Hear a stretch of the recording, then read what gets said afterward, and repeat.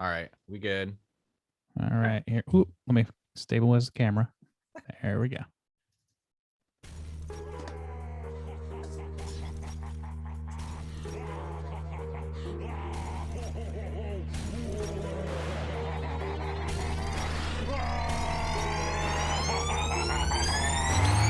Yeah, we straight chillin', serial killing, pre-cold villains on the mic, got you reeling.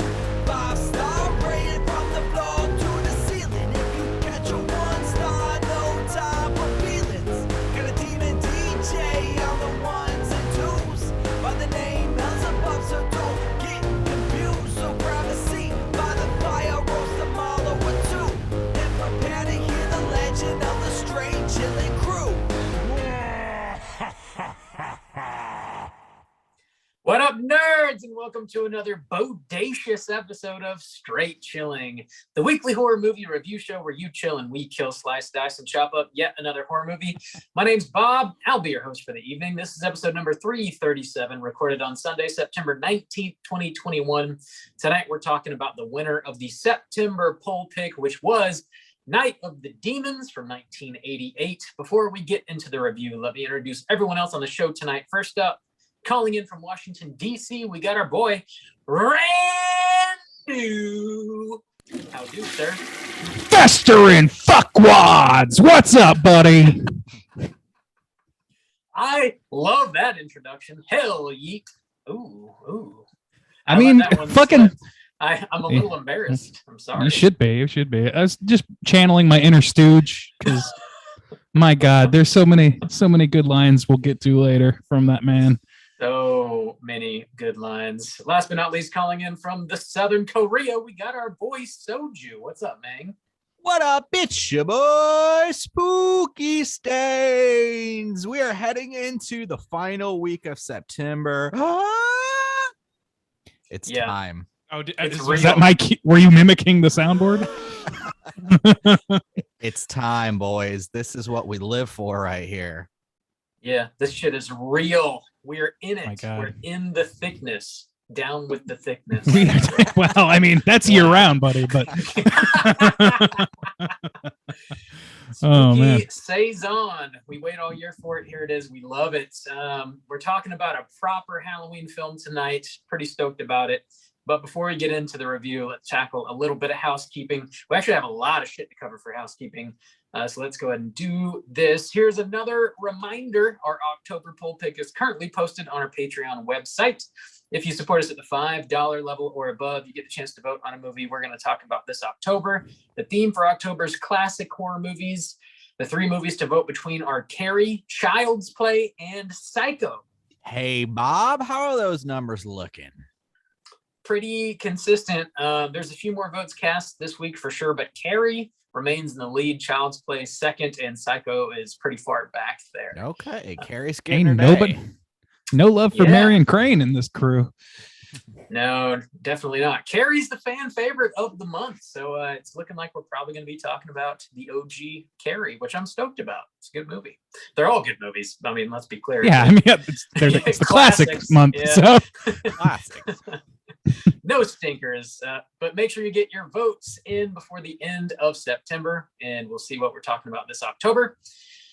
In other Patreon news, we have not 1, not 2, but 3 brand new patrons. We got to give mad shouts out to. Holy butt fucker. I'm really channeling Stooge today. I love it. I love the big Stooge energy. I'm here for it. Big thanks to Matt S., Eliza, and Clayton for signing up on Patreon and showing us some love. Every dollar you guys contribute goes right back into the show. It really means a lot to us, helps us keep the lights on around these parts. And as always, we owe you all this straight chilling salute. This goes out to Matt S., Eliza, and Clayton. Slap my ass. Uh-huh. Slap me in the ass. One more time. Oh, God. Slap me in the ass. Ooh, we are cherry red tonight, boys. Damn. Pop some blood vessels on that ass. All Is Randy 3 of like our asses super are red. loud all of a sudden? No. Am not for I? me. That Anyway. might just be for me. All right. My bad. Maybe that's specially for you, Juice. Just for Thank you. You know, Thank you. we just know how you appreciate it. In other Patreon news, so we did reopen the You Pick the Flick tier today. And this was for the last quarter of 2021. There were 5 spots. They all went very quickly, as they tend to do. So congratulations to those of you that grabbed a spot, which were Miles, Alice, Catalin, Logan, and Brandon. Congratulations. And again, thanks for all you guys supporting us on Patreon. Very We'll much be thanks. talking about those movies real soon. Good shit. In other Patreon news, man, so Whoa. much news. We announced this last week officially. We're throwing our very first Chilloween party. So this is a Patreon event. If you support us on any tier on Patreon, you'll be able to join this event. It's taking place Friday, October 15th at 9 p.m. Eastern Standard Time. We're going to be hanging out on Zoom. We're going to be playing some horror trivia. We're going to be hosting a surprise movie screening, and we're also going to have a costume contest in which we're going to be handing out prizes for the winner of trivia and for the winner of the costume contest. Again, that's Friday, October 15th, 9 p.m. Eastern Standard Time. That's Mark a your straight chilling calendars. exclusive. Oh, It is. Patreon Yeah, exclusive. Patreon exclusive. Nobody's ever done a Zoom Emphasis. hangout ever before Emphasis on the loose. us. So the juice is loose. All right. God damn. There are so many levels to what you just said. Yes, that's true. That is true. The Two of them are good. The last bit of Patreon news I have, and this is brand new announcement. Looks like Elvira's coming back to Shudder for her 40th anniversary. She's going to be doing a little watch party over on Shudder. It's called Elvira's 40th Anniversary, Very Scary, Very Special, which is taking place at 8 p.m. Eastern Standard Time. That's Saturday, September 25th, only on Shudder. We're going to be doing a watch party similar to the way we do with Joe Bob.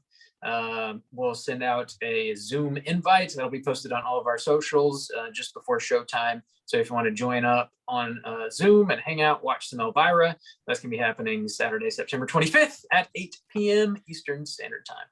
I mean, it's honestly shocking that it took them this long to jump I'm on that pretty train. surprised too, especially with like the success of Joe Bob and everything going on Exactly. with that. When I saw that, I was like, oh, I kind of just in the back of my mind assumed this was already going on in some capacity. Yeah.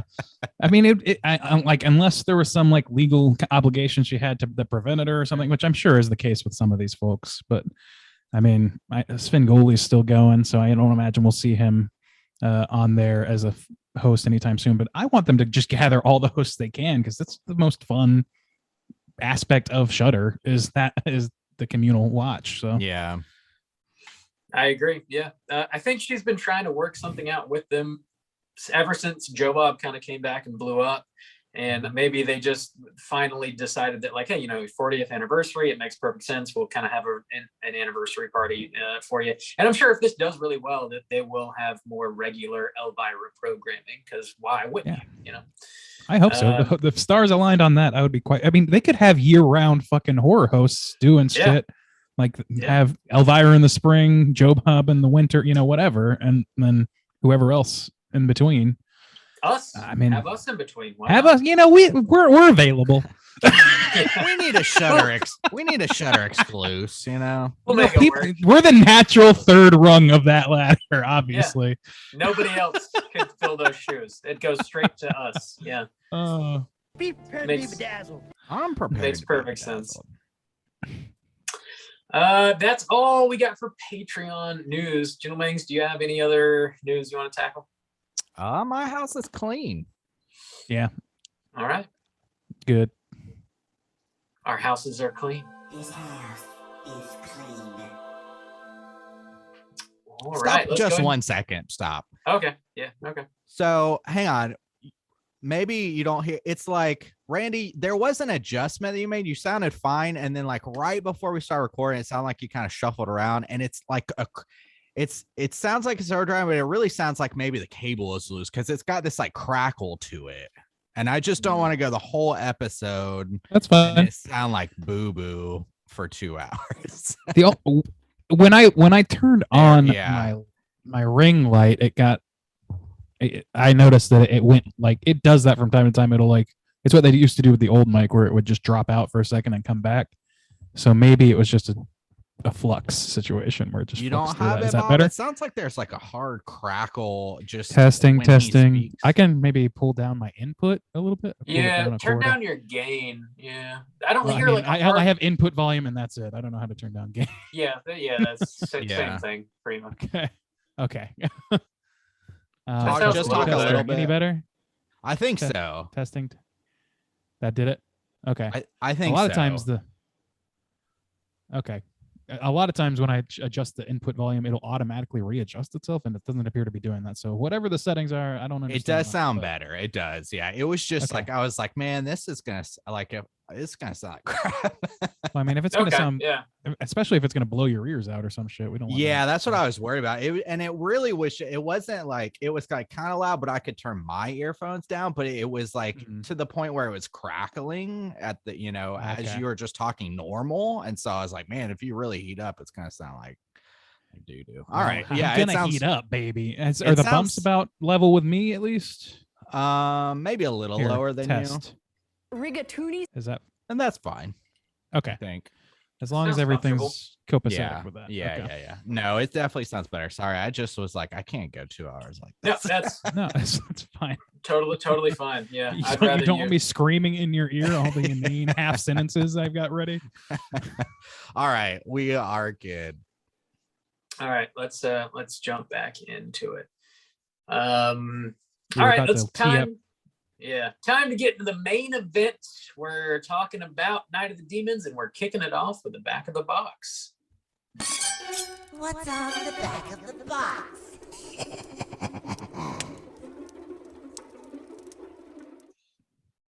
Night of the Demons from 1988 with a runtime of 1 hour and 30 minutes. Bob, do written you by Joe- have this box? Yes, absolutely. I have this box. I'm Thank stoked about it. God. Bob had this when his collection was in its infancy. True. So This is a long-standing one. this was put out fairly early by Scream Factory. It's one of their titles. It's got like a little blue line at the top. That's like how their packaging used to be. They don't really do that anymore. But yeah, first time I ever saw this is when I picked it up from Scream Factory. So shouts outs to Scream Factory. This was written by Joe Augustine, I think. Directed by Kevin Tinney. Stars Kathy Podwell, Alvin Alexis, Hal Havens, Lynnae Quigley, a bunch of other folks. Plot synopsis is as follows. It's Halloween night and Angela is throwing a party, but this is no ordinary Halloween party. Everybody's headed to Hull House, a deserted funeral home, formerly the home of a mass murderer. But when the party goers decide to have a seance, they awaken something evil. And these party crashers have a thirst for blood. Now it's a battle to survive the night in Hull House. Gentlemen, have you seen this movie before? And would you recommend people check it out? Randy, kick us off. Yeah, I have seen this before. I didn't see this early in my life. I saw it in my 20s. It must have been somewhere maybe I don't know, maybe like 10 years ago at this point. And yes, I would recommend it as a Halloween viewing experience specifically. This is not necessarily a movie that I would waste any other time of the year because it is one of those rare horror movies that is explicitly about a horror or about a Halloween party, excuse me. And yeah, just like it's kind of fits perfectly into the 80s schlock area of horror films. So if you're into that and you're into and you're looking for something for Halloween specifically, this is a good go-to. Decent go-to. Right on. Juice, what about you? This is going to be a 50-50 split for me. So if you enjoy, campy 80s horror, then this is an absolute must watch if you've never seen it. I'd never seen it before. And again, with that same kind of caveat, it's a must watch, like Randy said, for Halloween. It's got great Halloween spooky vibes in it.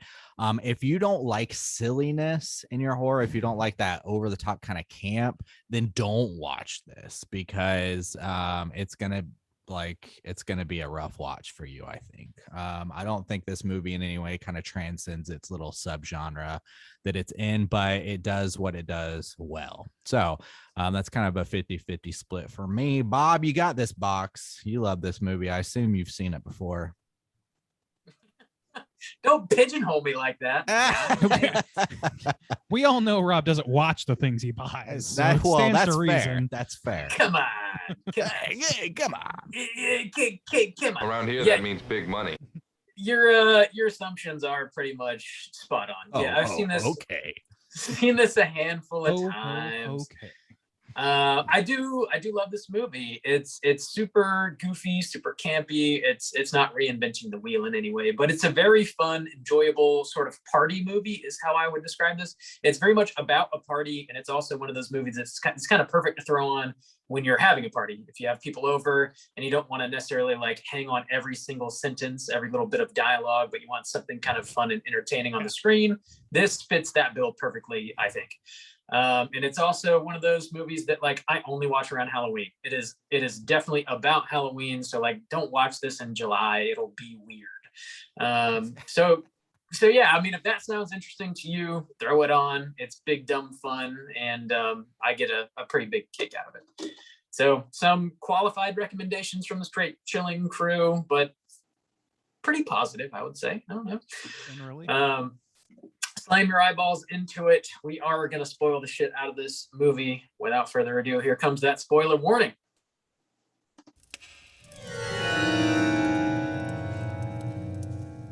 Spoiler warning.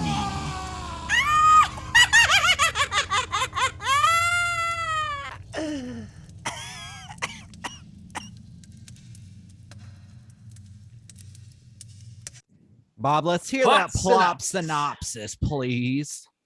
I got it all typed out. Here is exactly what happens in this movie, and it'll be perfect with no errors. I guarantee it. So Angela and her friend Suzanne are throwing a Halloween party in an abandoned funeral parlor with a checkered history.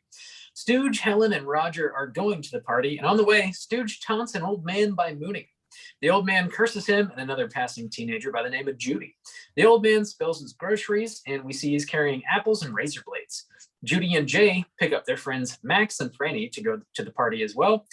When all the kids arrive at Hull House, Judy's ex-boyfriend Sal crashes the party. While at the supposedly haunted Hull House, Max explains one of the Hulls went crazy and slaughtered his family. Max also explains there's an underground river surrounding the building, and that keeps the spirits in. They also built a brick wall on top of the river, which eventually keeps the kids in when the gate mysteriously vanishes. Angela suggests doing a seance. They all look into a mirror and try and see their past lives when a demon appears in the mirror. The mirror then falls over and shatters. We then see a demon come out of the incinerator in the basement, which eventually possesses Suzanne. Suzanne kisses Angela, causing her to become possessed as well. Judy and Jay explore the house. Jay tries to have some sexual intercourse with Judy, but she shuts him down. Franny and Max explore the house and bang in an empty coffin. Roger and Helen try to leave, but can't find the gate. Angela starts dancing and scares Sal away. Stooge makes out with Angela, and she bites his tongue off, causing him to become possessed.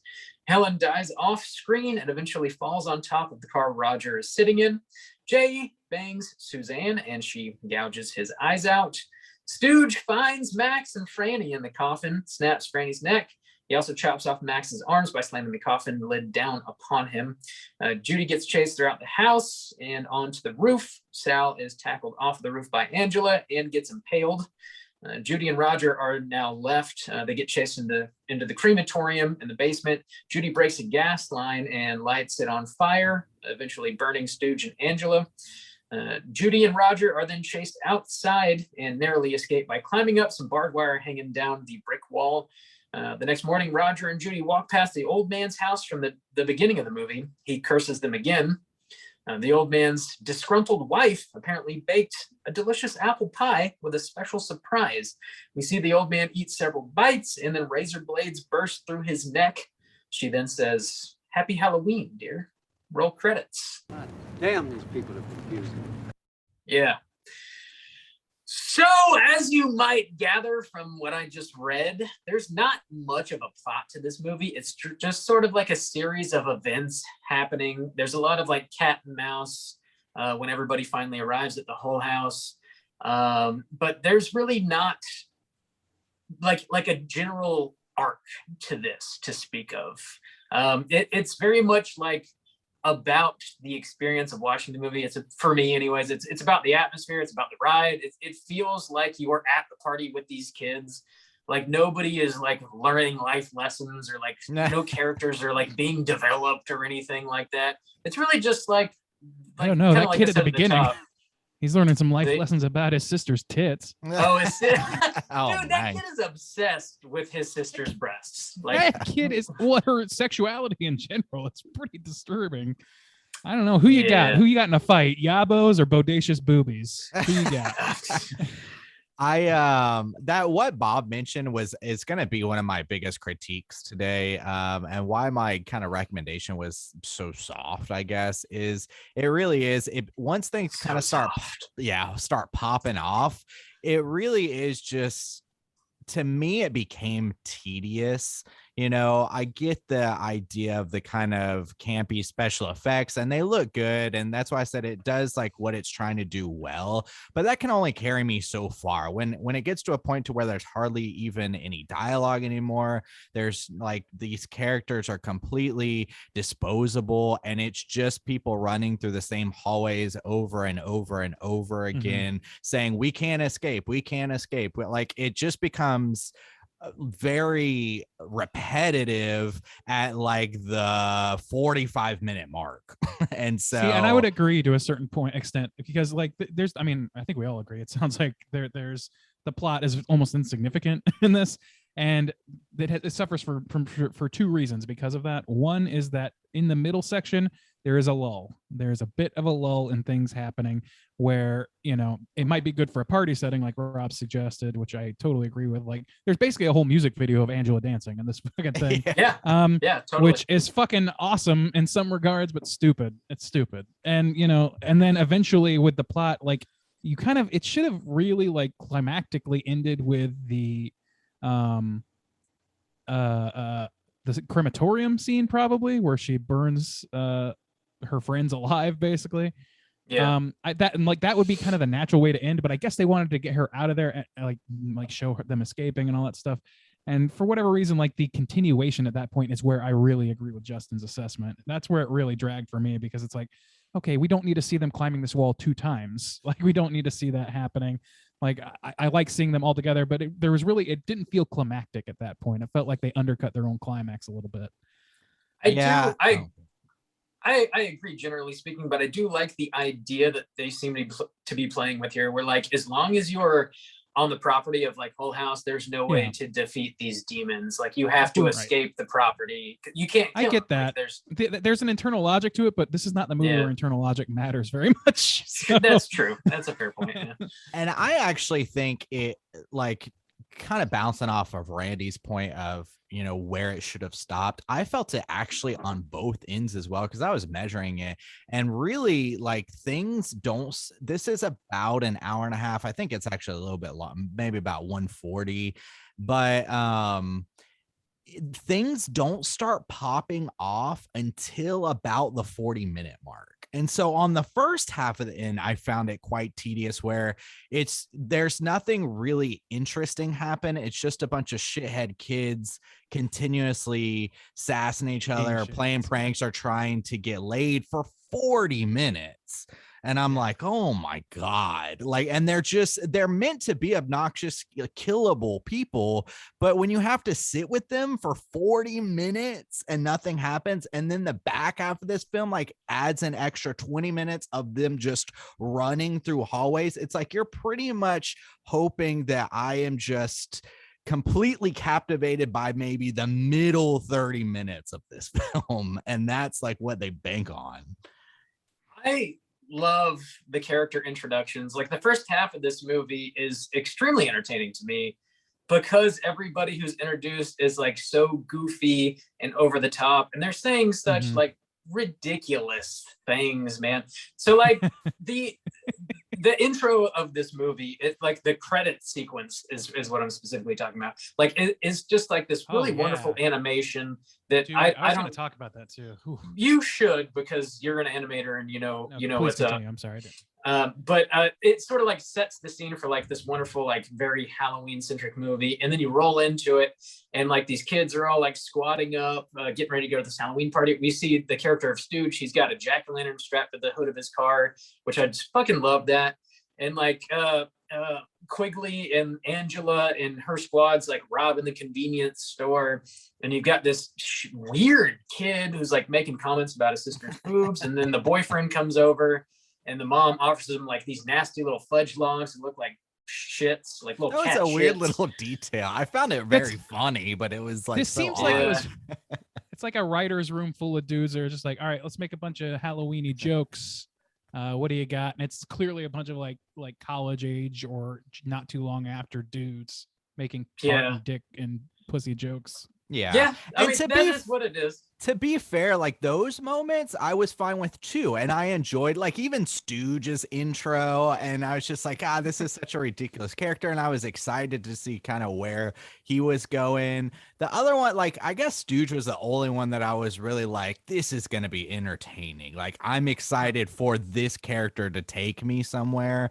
Everybody else was a little more obnoxious. However, that I would say maybe that takes up about a 20 minutes. And then these characters come together in the house and it carries on for another 20 minutes where like, okay, I already know who these characters are and I'm not really getting anything new, I guess, necessarily. And that's kind of where it got too long for me, I think. I mean, it had a few spooky moments in there. It had like the seance thing. I mean, it was intended to be spooky, for us, it doesn't really land that way necessarily because it's just, I don't know. To me, like this movie makes up for a lot of it fills in a lot of the gaps with charm. I think this movie is pretty charming in its campiness. Like we talked about camp has been brought up a lot this week because of Malignant coming out and all the discussions going on about that.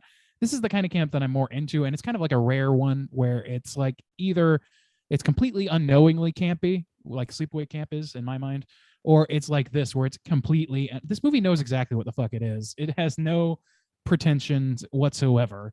This movie is going for what you're seeing exactly. Yeah, and I appreciate that about it. And like, they're going so big with everything. Everybody in this movie is screaming their lines no matter what. Like everyone. And I don't know. I think that's more charming. To me, it seems like this whole movie is like the in-between song segments of Little Shop of Horrors, but with a hair metal twist. I can get down on that. And like, it's like Rob said, to me, that's why it works for me on like an aesthetic level. You know what I mean? So I don't know, like I get your point, but it sort of like sustains me to have like a few spooky moments interspersed with like Stooge or Jay being a total shithead. And what's the lead girl's name? Judy. Judy being like put out and like totally like shat on or whatever. And like I can get down on those things really, and they sustain me until we get to the action gory bits, which I will argue is, to Justin's point again, is a little bit further and farther between than I'd like. Was anyone else blown away that Raj was like the one who survived when he was just a big old bish? I kind of felt that too, where I was like, okay, really? I can get down with Judy, where Judy is like doing shit. I got, some Nightmare on Elm Street vibes. Like, okay, she's actually fucking pulling her weight around here. And Raj is just the biggest fucking bish. And he's the one who survives till the very end. I was like, I want this fucker to die. God, I don't know. I was pulling for Raj early because he was the one that was like, you know what? My daddy's a preacher. I don't fuck around with this stuff. I need to get out of here. Raj is the smart one, if you ask me. Yeah. Like he sees the writing on the wall and he pieces the fuck out, and then the only thing gets away. And the only thing he really does, like that I can recall off the top of my head, that's like super cowardly from that point, is he totally pales on Judy at one point. He says, "Oh fuck this," and jumps out of the goddamn window several times. In the boiler room, he pretty much just bishes out and like crawls in the corner while Judy is like catatonic. But I don't know. He does. But then as soon as bitching out necessarily, or I don't consider that like being a coward, because you're being attacked by fucking demons. I know, but Judy's out there like, Raj, help me! Like, let's get a fucking fucking And he weapon. Let's does. do this shit. Yeah, it takes a while. It takes a minute. Yeah, Yeah. Judy is definitely like the femme fatale in sheep's clothing in this movie. She does Yeah. she does innocent sweet for so long, but she's the get shit done piece in this whole board game for sure. Yeah. Except for the time where she's locked up by Jay. And I want to talk about Jay because that guy sucks on every level. Yeah, Jay's a huge piece of shit, and he tries to like guilt Judy into having sex with him. He's like, "Oh, I heard about you and Sal," and she's like, "Fucking, I never did anything with Sal." And he's like, "Well, whatever, babe." And then he like locks her in a room and just leaves That's her the thing ass. is, yeah. It's What like, the I thought you'd be fuck? excited about she didn't want to fuck on a literal like corpse draining table. Is that really like? Yeah, that guy's got no skill, man. He's just Also, a big yeah, old and bitch. he's just crying Old because he's not being Stooge, though. handed. I love Stooge's moves because see, I love like the difference I because love your Stooge moves, is guy.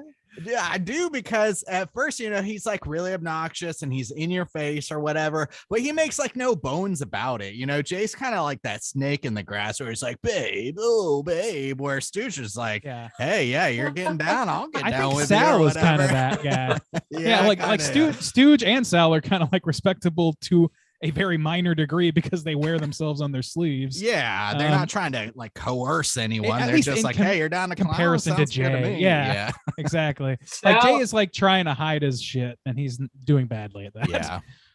I enjoy Sal's character on like surface level bullshit where he's like obnoxiously like I don't know, you're this weird Italian kid. And he's just like, hey babe, oh, He's like, absolutely so over the channeling Dice top. Clay like Oh, insanely. yeah. He's Hey, so oh, babe, hey. it's like, whoa, I'll knock your ears off. Shit, like insane That's shit. better. Like, That's better. yeah. It's like, whoa, watch out or I'll get after you. So I don't know. I can't do it, but it's Hey kid, go get your sister for me. You bop. hey, don't get smart with me, kid, huh? Like shit like that. Oh my god, I love it. It's like super, super over the top. That's like the Cooter voice, like that I hear in my head when I imagine the generic Cooter is basically Sal. But Sal actually like for the most part is pretty on the money most of the time. He's a shithead, like the way he talks, and he's like very much machismo bullshit. But he's not like sacrificing people the way Jay is willing to. I think that's pretty interesting that, you've got Judy with these two suitors, basically. One who she may or may not have given it up to, which was Sal on the first date. And then one who's acting like a total dick at the beginning. And then Jay, who's he's the prototype of the hero. And they're playing some very basic subversion games with those two characters, I think. Yeah, and because they don't really actually make great on that because Sal at the end saves her life. Well, that was the thing is like, I liked the kind of twist of like, oh, Sal's kind of actually stepping up, and Yeah. he's in some kind of way being honorable, but they set him up as such kind of a slimy bastard at the beginning that it just didn't play as strong as I guess it could have, because I just didn't like him until at least Raj was there and he was bishing out, and then Sal steps up and tries to at least save people, Right. but then he just kind of goes out too, and that's kind of like what I felt with a few of these characters, where they just kind of go out, and some of the kills and like effects definitely look cool, but a lot of it felt, I guess, underwhelming, or that it happened so quick that I was like, oh, I wish there was more to that, I guess. I agree. I think that Sal in particular, because they have this interesting, at least like the closest thing to an interesting subversion going on, like they're playing with that comedically a little bit, but they're not really making good on that as an arc. That could have been the arc of the movie, is like Judy discovering that a clean demeanor doesn't mean a good person, and Sal being like, I don't know, it could, like I said, it's very basic, but the rough kid from down the street who talks tough and all that shit might actually be the person that'll step up for you in your time of need. I think that's not like a lot, but it's something. And I think if they press that button a bit harder when he finally gets it, I think it would have played a lot better. They did set him up as shitty at the beginning, but I think that also they kind of don't fully negate the idea that Sal and Judy had sex on the first date or whatever. And I don't know, if they had like a quiet moment between those two where he's like, hey, you never called or whatever, or like, oh, were you ashamed or something, I don't know, they could have done like very small things to make that work a little bit better as a narrative, and they just didn't do it because that's this, like I said, this movie knows what it is, and it's just pressing all these other, it's spinning these other plates a lot harder is basically what's happening. This movie is not really trying to build character arcs. It's trying to present to you characters who say things like, eat a bowl of fuck. Yeah, he's trying to do. Yeah. But James see, Rolfe I guess sort of stuff. I guess that's kind of, I feel like I get caught, especially since we were talking about Malignant. I get caught in these kind of positions where it seems like I really don't like campy movies, or I don't like silliness in my movie, where actually in this kind of movie where that's what they're going for, I get that and I can appreciate it and I can appreciate the craft. But even to me, in a movie like that, that's like, this is what we're going to give you. The only person who I found that met a quality of that type of entertainment was Stooge. Everybody else was just very kind of bland in what they were trying to do. So like, if more people were almost like a caricature like Stooge, then, you know, to me it would be more entertaining. He was my anchor for entertainment. And and anytime anybody else is on screen, I just don't really give a shit. See, I kind of disagree. I understand that he's definitely the biggest in the movie, like the biggest character, the least ignorable person in the movie by design. But I mean, look at Sal. How are you not going to say that dude's chewing the scenery? How are you going to look at Judy and not say she's living that fucking role? Angela is doing it over too. the top as Lynnae hell. Quigley is out of her fucking mind in this. Before she even gets possessed, she's out of her fucking mind. Yeah, she's like showing her ass in the convenience store and then gets possessed and puts lipstick into her nipple. Yeah. What's happening? Yeah, that was kind of nuts. I think he's just the one that really, really stands out, and it's reasonable to say that because he just does. Like, I think it's by design, but yeah, I mean, the other characters are big too. They have their roles, but I guess like, okay, so Lynnae Quigley, her makeup scene was actually cool, so I will give her that. But like, okay, her establishing like she's just showing her ass in the convenience store, like I don't find that. I get what it is, but I don't find it particularly entertaining. Like it doesn't really, it's not doing anything for me. Like it makes me understand what the character is, but I like when Stooge is on screen, I am entertained. Like I am engaged. When she is showing her ass in the convenience store, I understand what's happening, but I don't care.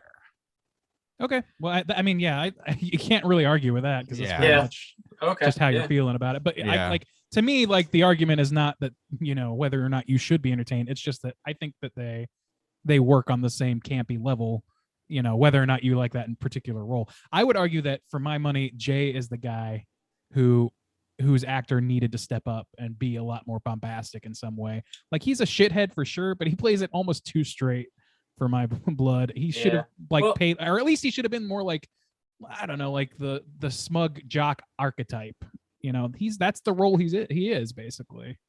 I think Jay and Judy are sort of like the anchor of the whole story. They're supposed to be kind of like the normies, where like everybody else is sort of like a wild, amplified version of a normal person. Like even Franny and Max are like, we're going to go off and explore and immediately bang in an empty coffin. Whereas like, you know, normal people probably wouldn't do that. Speak for yourself. Well, I mean, even they talk about how uncomfortable it is. I'm not saying I wouldn't. Franny is even like, you know, Angela's like, let's do a seance. Franny's like, fuck yeah, let's do a seance. Let's do a past life seance. I'm gonna one up that shit. And everybody's like, yeah, let's fucking do it. And that was so interesting to me. It's like Franny is like right there for it, actually. Totally, yeah. And you know, we've covered Stooge and Sal. Roger is a pretty grounded character, but he's like the smart guy who tries to leave immediately. Whereas like you rarely have that in horror movies, which is kind of refreshing to see. I wanted to touch on one specific scene, well, several, but this in particular. Whenever they're all doing the seance, and this is sort of like the catalyst for the rest of the movie, where the shit hits the fan, they're like looking in the mirror, and the mirror, like a demon appears in it and it falls over and shatters. And then the camera does this sort of like top-down angle of the shattered mirror. And yeah, we see every single character reflected in a shard of glass on the ground. And it holds for quite a while. And they have like a whole conversation on that one static shot. And it's just like so like well constructed and like well handled. Like that scene for this movie, that feels like so highbrow for what the rest of this movie is. Like when that happens, it's like it kind of like smacks you in the face, like holy shit. Like the cinematographer knows what he's fucking doing in this movie. Like he's not playing around. But not all the time. Like that's the thing is like it's inconsistent with that maybe. But like there's some like I don't know, that to me is like just an elevated moment of this movie where it's like, oh shit, like they're trying something with this. Like they could have easily had that scene be not gone through the headache of having a bunch of kids stand blocked in a certain way so they could get their faces in the glass, but they chose to do that. And I thought that was pretty fucking, I thought that was an engaging way of telling the story, even if the story isn't all that important.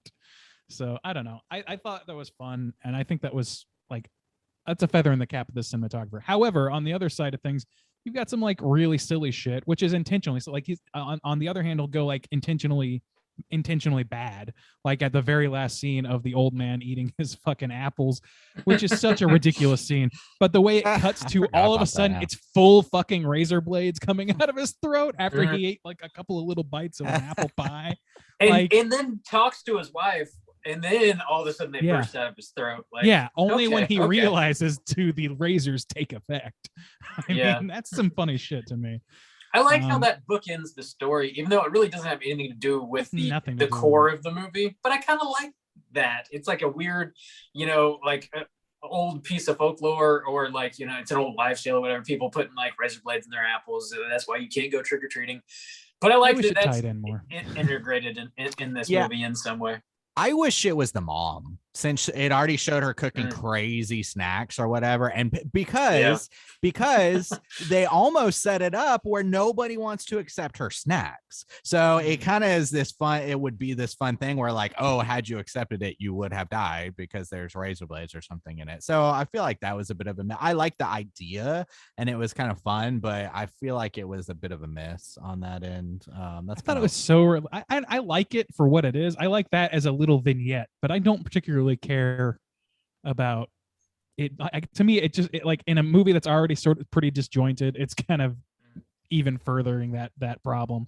The thing that holds this movie together is not at all the story or not the way things hang together. It's just the feeling of it. It's the way that it sort of it charms you. Like I said, it fills the gaps with charm for me. So it's kind of tough to replicate that. It's tough to praise that or fault that at the same time. It just kind of is, I would, if I was writing this movie, I would not do it that way, but they did it and I don't hate it, Yeah. Yeah. I like the like very strange lore that they build around Hull House. It's like complete nonsense to me that there's basically a moat, like an underground moat around this building that they then also build a brick wall on top of. Like, why would you do that? It doesn't make any sense. But that is somehow what's keeping all of the demons inside, keeping them on property. Like, it doesn't make sense, but I love that. And there's also, like, apparently Max's character is just, like, fucking the professor. Like, he knows everything there is to know about Hull House. Oh, yeah. And that's how we get all of this information through his character. And he also has this weird bit of dialogue where he's talking about, like, Native Americans who, like, settled on the land and didn't know that it was like evil, and like one of the Native Americans like went crazy and murdered his wife and like built a whole teepee out of her innards and like stayed underneath it. It's just like wild. It's wild shit that is disjointed and doesn't. It's so funny to me. Make sense, but I like it. It doesn't make sense, but I like it specifically because it layers on top of itself so much to the point of absurdity. Like you've got 4 origin tales for the evil of this house. You barely need one in this movie. So the fact that he's like, oh no, and that like he could have just kept going. If they had done one more, he's like, oh yeah, and then there was this other thing where like a milkman came by and tore his eyeballs out or some shit. Like, if they had done that shit just a little, press that button a little bit harder, I wouldn't have complained. But I thought it was funny as it was, like specifically because it's ridiculous. It's Also, got that, Fear Street vibes. Also, the Yeah. idea that this brick wall or this house or whatever is capable of erasing a gate, like, okay, this gate is no Yeah. longer going to exist, but the barbed wire is still completely Yeah. available. That's fine. That's fine. If you're gonna escape, we'll give you a way to escape, but it's gonna be painful. So that's how the demons think. The little Yeah. demon mask head in the smoke or whatever, I like Oh, yeah. kind of that effect a little bit, but it seemed kind of tacked on to me, and I wish that was either not in there or just maybe done, I don't know, integrated a little bit more. It That's the thing, didn't is seem it as just- consistent with the other visuals of this movie, which if something I'm going to praise this movie on is definitely going to be the visual aspects, Mhm. because I will say, you know, the girl painting her face, like, that's a memorable thing outside of just regular gore. Of course, when they get burned, even, you know, when they become demons, and like, there's just a lot of visuals in there. The demon was the one that stood out as looking just really cheap. Yeah, I mean, it's just, yeah, you're right. It is just sort of incongruous with the other sort of effects because it's not a bloody sort of affair the way Yeah. that a lot of the other effects are. It's like this weird, like, I don't know, like 80s music video effect. That to me is like, this whole movie kind of feels like a hair metal video, and I kind of think I love it on that level. Yeah, So it's got similar vibes as like Return of the Living Dead. It's got kind of that weird Yeah. punk rock teenager vibe. but that to it. seemed more anarchic. This seems almost like almost more like comedy version of that. It was just kind of Yeah. crazy to say because that movie is so funny. Yeah. See, I actually like that dance scene with Angela. I at least found it interesting Me and too. engaging. I was like, I It's mean, kind of it's bold to do that in the middle of your horror movie. yeah, I found it, like, I don't know, like, engaging. I liked it. It was something different. It wasn't something that I expected. It kind of gave this character a little more of an interesting vibe outside, like, oh, she's the goth chick. It just kind of made that seem more real, I guess. I don't know. Now- I like that scene. Not to get off tangent too much, but like I haven't seen any of the follow-up sequels or the remake of this movie. I know that there's in heavy, which to me, I don't know if she stands out enough in this movie to make that necessary for me. I don't know what they justify that with or what they do that with. I'm guessing it doesn't matter very much like What writing if of this Judy movie. returns? Is that what you're saying? No. If Angela returns as Oh. like she's on the posters for all three movies. She's Oh, the face really? of this Okay, I movie, didn't pretty realize much. that. Yeah. Okay. I mean, I So, guess yeah. the demon kind of starts to speak through her mostly, but yeah, I Yeah. mean, it possesses everybody. To me, it's just Yeah. like, it's just a little odd because like she's like she doesn't particularly stand out amongst her friends or whatever in the movie. To like she has that dance scene or whatever, and maybe that's the big moment where it's like they're really trying to push home like, okay, this girl is really channeling Satan here. She's really fucking doing it. And but it it, happens you know. because of her. You know, she puts the party together. It's her idea to do a It's seance. her party, you know. She's And the I feel like catalyst. it's maybe, I mean, I'm not upset by it at all, and it's fine. I just thought it was like when I realized that after seeing this movie the first time, I was like, so the other ones have her too? I mean, is that necessary even? They don't have to follow any fucking rules with the sequels of this movie. Like, they could do Bud the Chud style shit if they wanted to, and nobody would bat an eye because it's like, it's nonsense. Yeah. I don't know. I just thought it was a little. What did you guys? How'd you feel about the score of this movie? Were you a fan of the synth kind of vibe it was putting out, or nah? Not 100% of the particularly. Yeah. Yeah. Okay. Like I liked a lot of it. I liked the hair metal aspect of it more. Like whenever they played like metal I would music, agree. Yeah. that was more the spirit of this movie to me. The synthy stuff felt a little like choppy. I don't know. It was Yeah. not smooth for me. I didn't like it. I like the feeling it evoked more than the actual sound of it. It definitely felt a little like underbaked, a little clunky. Overall, I think I dug it though. It wasn't a home run, but I liked where it was heading. And that, like, the dance scene, I don't know if the name of that track is Stigmata, but they kept saying that shit in the chorus like over and over again, so it made very much might be that. Yeah, that shit felt like perfect for that sequence. And like Angela was, I forget the actress's name, but she was like a legit dancer, obviously. So like the choreography happening there, it's like fairly captivating, and like they have the strobe light going, and it really does, like, that whole sequence really, really fucking works. It works really well, which is obviously why it stands out in the movie. It's so crazy that scene, like in any other movie, that would be the scene guilty of completely derailing the the story, or being just like filler or something like that. But it really doesn't feel that way in this movie, and I don't know if it speaks to the quality of that scene as much as it does the deficiencies of the other scenes. But it's one of those. I don't know. Yeah. I just really like the scene, and overall enjoying the movie. It is easy for me when they do shit like that. The music, the synth stuff, I didn't like. I don't hate it at all. Like, I just don't think I particularly like it as much as other synth scores I've heard. Certainly, it's no John Carpenter work. You know what I mean? And yeah. It's not hitting that vibe. But I will say that I love the way it works in the intro sequence, which I didn't chime in on yet, but which is like, I didn't really know this until looking it up this week, but that is a pretty well-regarded title sequence amongst title designers. Like that, it's there's a website called Art of the Title, where it's basically a compendium of like noteworthy title sequences and movies and shit and shows and so on. And like shit like fucking like Seven is on there, like To Kill a Mockingbird is on there, like big fucking movies with like really interesting title sequences. This is listed among them because it works so well. And I was watching this with Becky and commenting before I knew that. I was like, man, this is like one of my favorite title sequences ever. This and like Reanimator are the perfect 80s title sequences, horror for schlocky horror. It's so simple. It's not, there's not much to it really. It's just great type design. It's just great fucking illustrations and really chintzy sounds. And I don't know. I love it.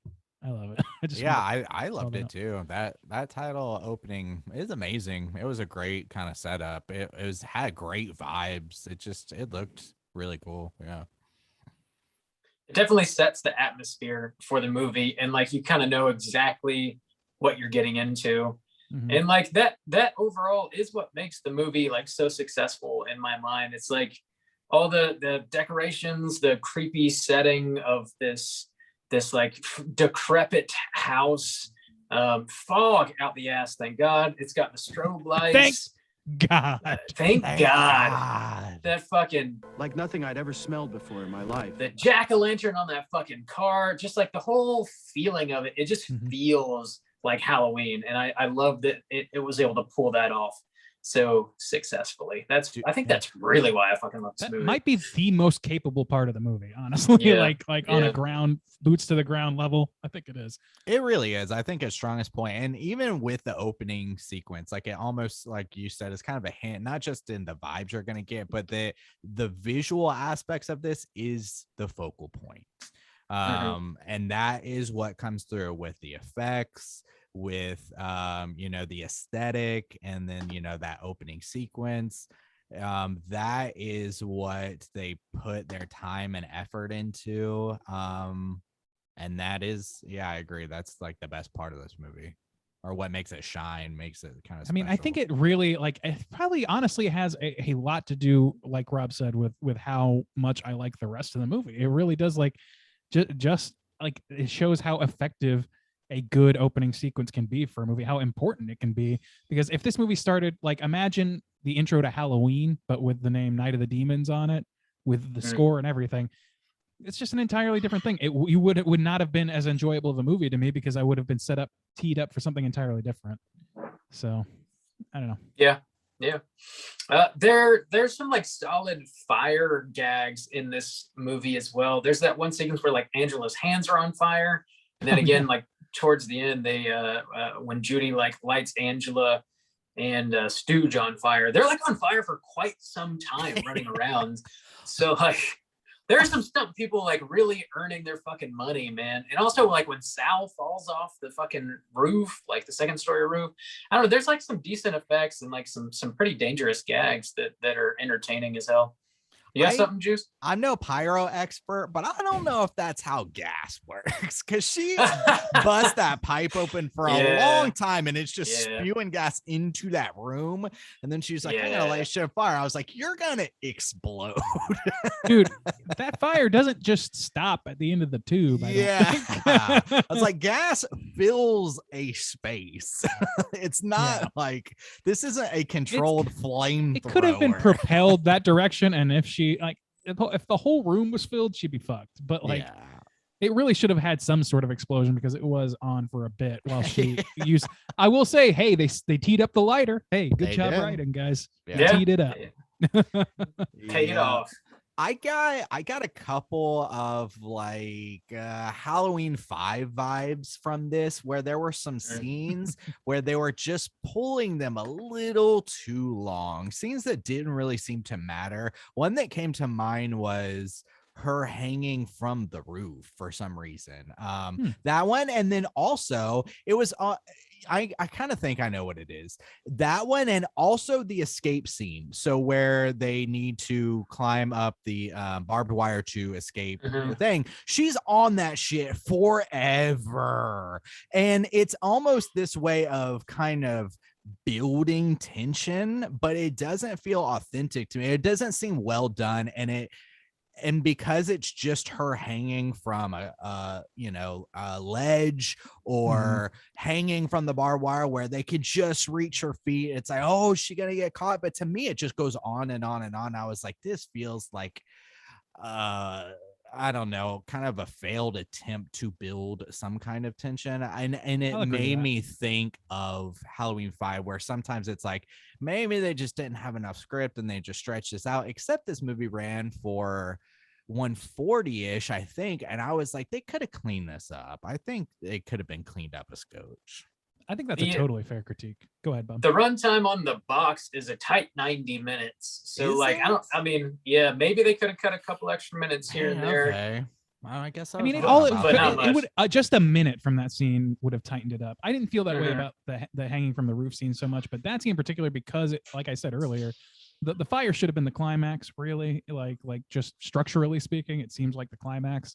And then at that point, you're really just like filling time. And if you're gonna do that, that's fine. I just wish that, like, it's not fine. It's like it's not good, but you can work around it a little bit by just ADRing in some shitty one-liners from Demon Stooge, or if you're still in the writing process, you could have part of her dress rip and have it like reveal a sexy leg moment or something like that. Like they show her leg get burned by Stooge's touch. Maybe there's something else that could be done to do another gore effect there. They just kind of like really do linger on her hanging there, them just nipping at her heels, and Roger trying to help her falling and then trying to help her again. And like it was, I guess, a moment for Raj to sort of like make good finally, which he did, and I was appreciative of that. But it dragged too long, and they could have mitigated that some way. Yeah. Gentlemen, it's about time to land that plane. Do you guys have any other main topics you want to hit on before we rate this movie? No, I think I covered all my major points. I'm I was good. just looking at my notes. The only thing I would say is pumpkins. And that's about Thank God for that. All right, let's go ahead and rate Night of the Demons from 1988. Juice, would you please kick us off? How do you feel out of 5? Yeah, this one, I agree with you guys about the idea of it being a great movie to put in the background, because again, I'm going to reiterate, I think that the visual style of this is what stands out. And if it's on mute or if it's on low and people aren't really paying attention, then that really helps it, because those are the things you kind of glimpse over and see and sets a mood for a space.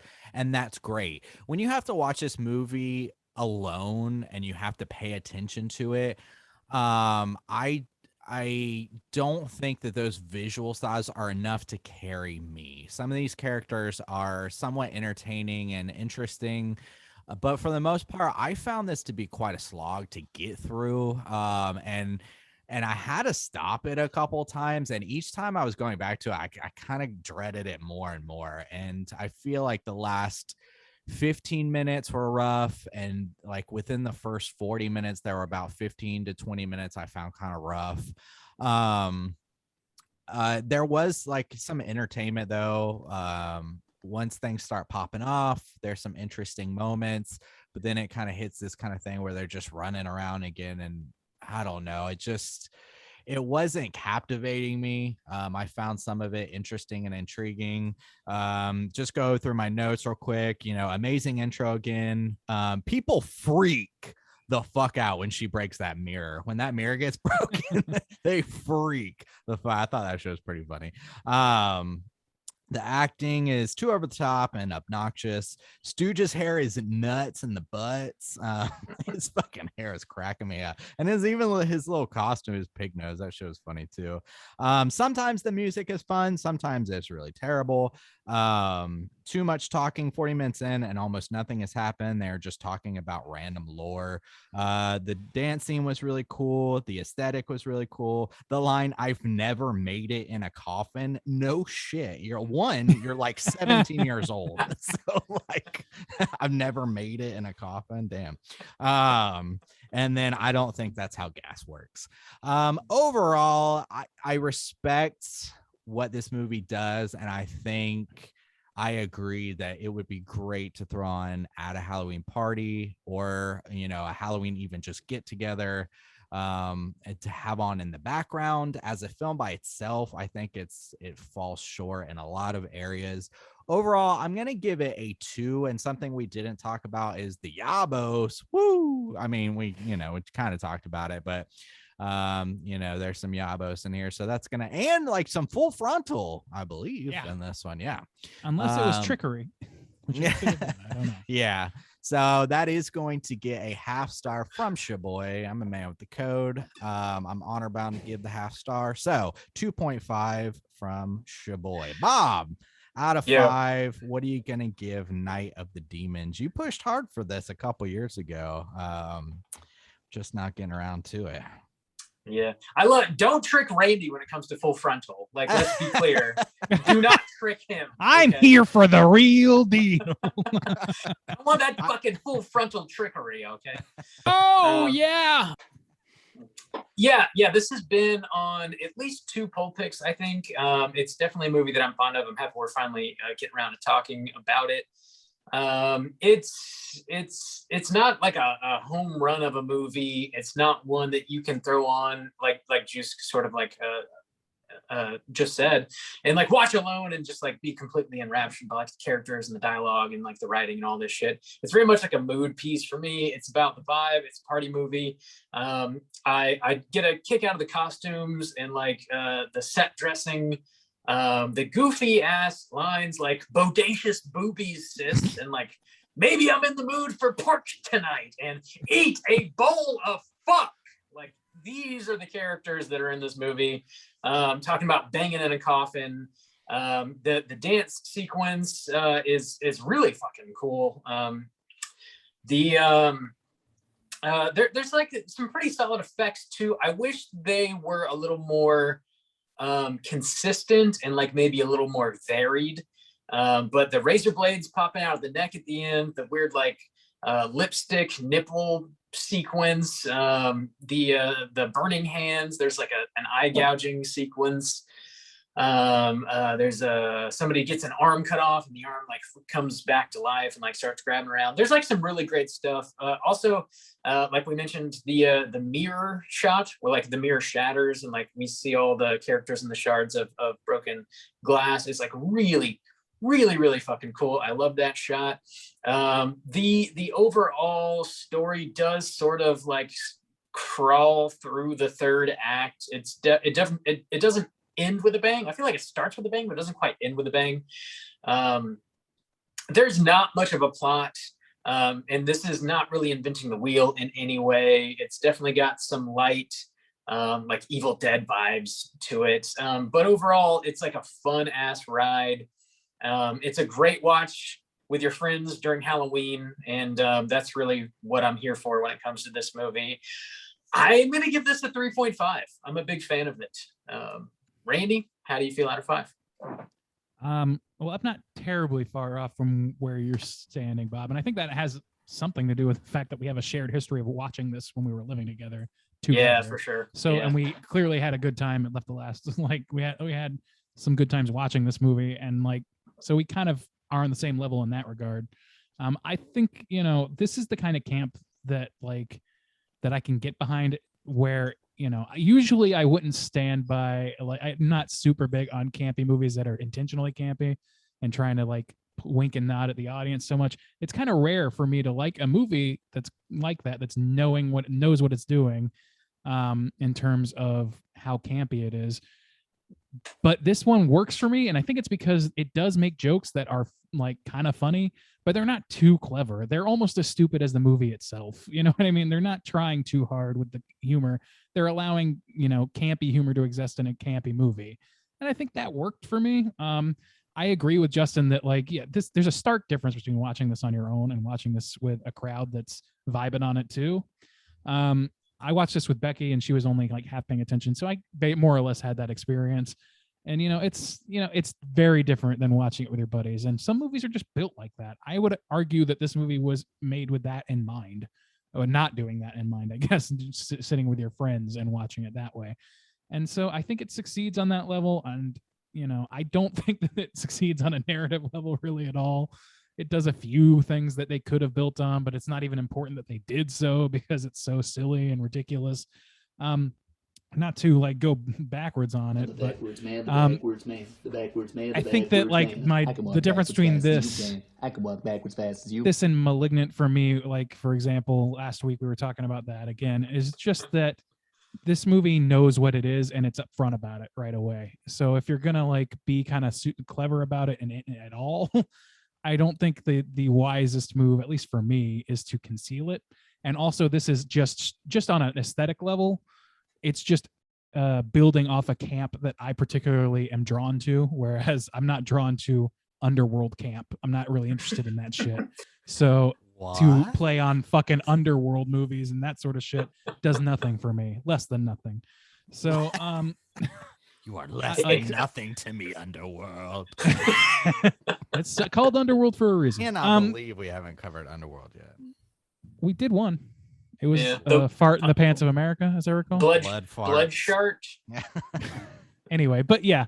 So like, I just wanted to point that out. It's like, I'm not adverse to camp in general. I like this movie, and this movie I think kind of nails a tone, which is what we were lacking in Malignant. So I like this movie. I think that it's perfect for Halloween. It's perfect for Halloween parties in particular. And, it has that, chintzy 80s hair metal aesthetic that I can get down on for the season. You know what I mean? I can enjoy that quite a bit. So for me, it's a 3. I feel favorably enough about it to overlook some of its what would otherwise be pretty glaring flaws and give it probably like a full point bump based on what its aesthetic accomplishments are and what its potential enjoyment is in the right setting. All right, that's gonna be a 3 overall. Let's go ahead and get into our next segment. Whoa, you're stepping on my lines, guys. Just because you go back to Korea, you think you can just do whatever you want to do. With Randu's 3 out of 5, that's going to put our aggregate at a 3 even. Let's go ahead and check out our Rotten Tomatoes segment, see what the critics and users think about Night of the Demons. Certified. All right, folks, this is our Rotten Tomatoes segment. If you knew, this is a segment where I'm going to have these gentlemen guess within the best of their abilities what they think the aggregate scores are percentage-wise on RottenTomatoes.com, both critics and users. We're going to start with the critics, and there is a complete deficiency of reviews for this movie in the critics section. There's only 11, so it's not certified anything, no matter what. So why don't we start with Bob today? What do you think the critics, on average, out of 11, have to say about this movie? Kind of a high wire act this week. Yeah, that's super low. I don't think they're going to be overly favorable to this movie. I'm gonna go. Just give me right down the middle with a 50%, please. 50 percentile. Soju, how you feeling about it? If it's 11%, No, it's 11 reviews. I mean, okay, 11 reviews. Sorry, that's what I meant. I was trying to figure out what the percentage would be then. So, I don't know. I'll go a scotch higher than Bob. Okay. If these people are gonna review it, maybe they'll go on the favorable side. So, but I don't want to go too. I'll say like 53. It's very close. Oh, You could, like, well, I was might as trying well. to figure out No, the no, no, no. percentage. No. I'm not. You're not close at all to the number. Aw. But it's just like you could have just $1 at that point. It's just baffling. No. So yeah, Bob's gonna take this, but it's not particularly close. 36%. 36%. It's a negative. It's a negative. Oh no. Yeah. So do we want to jump? We can jump right into the audience score. I think is probably fair. There's no critics consensus that I see on here. So like at that level, there's usually not. So 10,000 plus audience ratings. So significantly higher portion. Sample size here. We'll start with Soju this time. Where are you finding the audience in this one? I think it'll be higher than the critics. I think there's going to be some solid support for this movie, but I can't go too high on it. I still think it's going to be somewhat of a lukewarm. So I'm still going to go slightly higher though and say like a 56. 56. Bob, where are you at with it? I mean, this movie definitely has a cult following. I'm gonna go a little higher with a 60. Give me a 60, please. All right. Again, you guys for some reason are going like 2 or 3 notches away from each other. Soju, you're going to be much closer on this one. You are 1 percentile off, 55%. Oh, almost that ding-a-ling, but that's still a hell yeet. Yeah, it's not for the movie though. Kind of got shafted, in my opinion. Well, I was denied my hell skeet. You didn't even request it, Bob. How am I going to give it to you if you can't even request it? Oh my God. I love being incontinent. Yeah. I earned that hell skeet. Oh. Fine. Randy, do you want to read a review? Yeah, let's read a negative review. Sometimes they're fun. Was there no overall? No, because there's only 11 critics reviews. Okay, I think they only really start at like if you get over like 150 or something. Gotcha. Like that. Okay, here's one. I'd be remiss if I didn't note that this is one of the most misogynistic films I've ever seen, even within a genre that gets maligned for its portrayal of women. I don't know if that's entirely unfair. I will say I think you'd have to work pretty hard to be offended by this movie. Work pretty hard to be offended? It's too silly to be offended by, in my opinion. The female characters are very much sexualized. Like, you can't they are. deny but that. all the dudes are made to be like complete pieces of shit. Like they're kind of irredeemable. True. Yeah. Like you've got like nobody in this movie is a sterling example of their gender. I wouldn't say, except for maybe Judy actually, because she's kind of her own person. Out of everybody else, she's the one who stands up for herself and is her own person. I guess the 2 people who survive, are and Raj, to some extent, I don't know. It's a morality tale. Don't be shitty, okay? I'm sure there's a good argument for that somewhere. I haven't. Maybe to my shame, I haven't thought it all the way through. But to my mind, it's like, this is almost too stupid to qualify. Yeah. I don't know. Yeah. Call in and tell me how wrong I am. And well, it's weird too that this is just horror in general, especially of this time, but it's so closely tied to with like sexuality means punishment, or like that those two things are so completely entwined.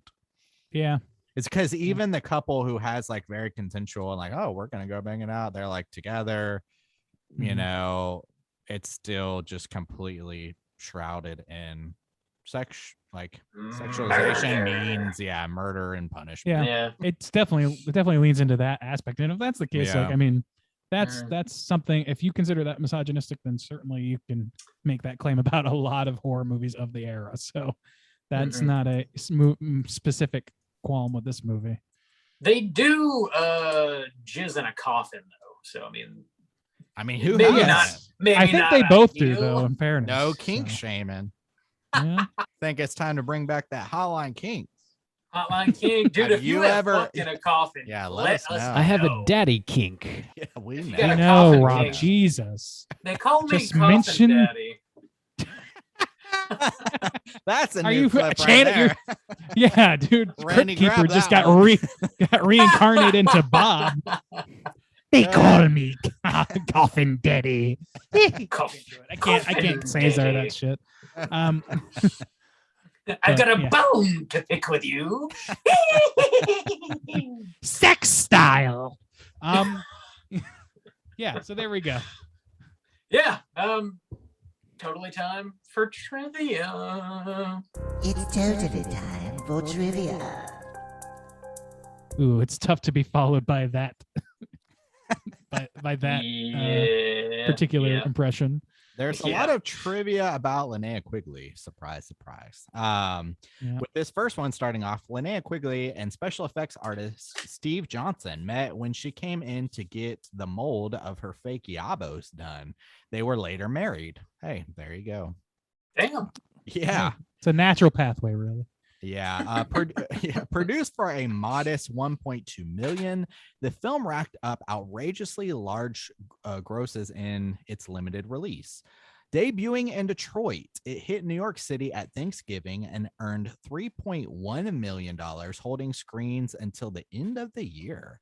Had the film opened nationwide with the numbers it earned in Detroit, it was projected to have earned $13 million domestically in its opening weekend, which would have ranked it amongst the top grossing horror films of its decade. So, wow. It's so weird that they released it on Thanksgiving weekend. Well, in New York. So it debuted yeah, in but- Detroit, and maybe because of its success there, it finally made its way to New York by guess, yeah. Thanksgiving. That's the only thing That's- I can assume. God, A I- slow that's so- rollout. Yeah. That's such a missed opportunity that I guess they might not have even been able to predict. But Yeah. This is a fun little Lynnae Quigley moment. During an interview, Lynnae Quigley was asked if she had ever been in an audience of fans and just watched their reaction to one of her films. She replied, "I have, and it's really fun. Actually, when I first saw Night of the Demons, I went to see it at a drive-in, and it was a really great experience, except I forgot that the first scene I filmed was my bare butt bending over, and it was up on the screen really big, and it was, and I was like, oh God, no, and I was pretty embarrassed." oh yeah, I get it. Yeah, at least you're at a drive-in, though. I mean, nobody's gonna even notice you at a drive-in or a Oh, drive-thru. and by the way, I want to point out that the reason I was suspect of her of full frontal being in this movie is because I know that in Return of the Living Dead, they gave her a falsie on that. That's I remember you saying that. I have not. I, Seen I wondered anything if so that still far. held over for her. I don't know. I don't see anything about a prosthetic. Maybe frontal. she decided to go for it this time around. Yeah. Was this before or after? Actually, I don't know which came first. I'll Google it. I want to. This is 88. I think this was after. I think Return was I think so, 85. too. I'll Google it. Yeah, 85 it was. Okay, Yeah. so maybe she just decided to go for it. I don't know. Yeah. When we first see Angela, she is wearing cross earring. I wonder if she was maybe older. That's a 3-year difference. Maybe. I mean, well, she certainly was older. But Well, I mean, yeah, Factually. I don't know how much that I factored just in or meant like not, from a maybe. legal standpoint. Yeah. She oh well, definitely she was showed her older. yabos in the first and Return of That's the Living true, Dead for yeah. sure. So That's- if they were infringing there, then they Well, really Yeah, fucking infringed. Wasn't an underage thing. That was Okay. not the problem. Yeah. Well, when we first see Angela, she is wearing cross earrings. Later in the movie, when she is dancing with Stooge, her cross earrings are upside down, which is a popular sign of the devil. So that's a nice little touch. I didn't That is notice a that. little touch. Lynnae Quigley had to come in and practice eye gouging. Damn, how do you practice that shit? Oh man, Practice how do you get this. that right? Give me them eyes. Do you guys know who Frank Welker is? The name's ringing a bell, but I can't place it. It says that he No. is uncredited for this film, but he provides the voice for Angela when she is possessed. Oh, he's fucking Scooby Doo. Is he? Pretty sure. That's Voice awesome. actor Frank Welker, voice actor. Let's see. Yeah. All Or right. he does creature effects for Scooby. Oh no, yeah, he does Scooby Doo. Okay, He does it nice. in Looney Tunes Back in Action. He did it Okay. in Scoob. He did it in the film series. Yeah. There he's you go. Scooby. They got Scooby-Doo for this one. And Fred. According Nice. to actress Lynnae Quigley, the house used in the film had very little dressing done to it, as it was in pretty bad shape at the time. Many of the items, furniture, and decor was authentic to the original building. So that's pretty cool. It That is really what's up. looked like complete shit. Well done. Nice. It's just a good find. Yeah, I think that'll about wrap up trivia. That'll do. Well, then it is time to go hunting. We're talking Cooter of the Week.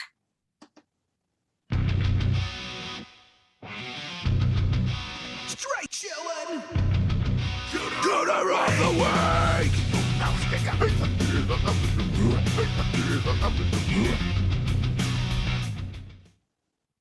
Juice, what is a Cooter and why are we hunting them? A cooter is a character type and a straight chillin' exclusive. Cooter must hit 3 of these 5 points to be considered a cooter, and we want the cooter with the most points. The 5 points are smug arrogance, sexual deviance, manipulation, overall looking attire, and overall patheticness, boys. Ooh, man, we might have our hands full this week. It's a hotly contested week, I think. Yeah, who can we say is the top cooter? There's plenty of cooters in I think this there's film. 4 that I'm thinking of off the top. I of would, my yeah. I mean, the five? ones I'm off the top of my head are like Stooge, Jay, Lynnae Quigley's character, Mhm. Little brother. little brother, Sal. yeah. I'd think Sal. Sal. could hit I would as say Sal, well. at least at the beginning of the film. Ooh, at sure, least 4 or certainly. 5. Damn, That's like 5 people. half I a don't think. does. Yeah, let's just kind of. Could you say Angela? I don't know so much about Angela. She's just kind of gothy. Maybe she'd hit a couple. Maybe a couple. I think we got our hands full enough. I don't think she strikes me hard Yeah, enough. who do you guys think could take the top spot though? Jay. Jay Yeah. is my first spot. I So think. we're gonna Let's talk hit- about this. Yeah, we're gonna hit Jay for sexual deviance for sure. Manipulation. Manipulation. And yeah. those are closely tied in his case. Yeah, for sure. Smug arrogance, also closely tied. Arrogant as fuck. That's true. Yeah. Arrogant, This yeah. dude, yeah. Look and attire, it's pretty basic, Yeah, white he's football standard. star He did. guy. However, can we give him attire for not wearing a costume to a Halloween party? Like Yeah, we specifically, it can. was a choice. Fuck that, dude. I'll think go for so. and call it out. I'll go with that. Yeah, sure. Yeah, I I don't know think if that's necessarily cootery, but it's enough to make me dislike him. I So- think it is because he's which is too- the whole point. of a It kind cooter. of ties into the arrogance of Yeah, like he's yeah. so smug about himself that he's not gonna wear a Halloween costume to a But he's going to go to a Halloween party just because he thinks it's going to scare what he imagines as an easy girl Well, yeah, into he's trying to fucking get him laid, on a yeah. goddamn corpse table. So you still Um, got to look good. Still got to, get the collar popping. And patheticness, I think it all is pretty pathetic. Ever in his since Jay case. can remember, he's been popping that collar. Ooh, no. Pathetic. Yeah, he gets. I be stroking. Gets his eyes gouged out real good. Mhm. Like a bitch. Honestly, I think he hits at least low rumblings in patheticness and looking attire. Yeah. So that's a 5-fer. That's a 5-er. Right Yeah, there. he's pretty strong, man. The '80s, they knew what they were doing with the cooters. They knew how to handle a cooter. Well, in the since we covered him real 80s. quick, should we cover maybe a female cooter? Maybe Lynnae Quigley's Sure. character. Let's I can't talk about remember. Lynnae. What was her name? So So, Suzanne. Suzanne. So is the sexual character's deviance, name. I would say flashing her rump to be able to steal some shit. That might fall into manipulation and Yeah. that's sexual manipulation. deviance. I mean, Well, she's she definitely manipulates sexual. everybody. She Yeah. manipulates Jay, to basically go for her instead of Judy.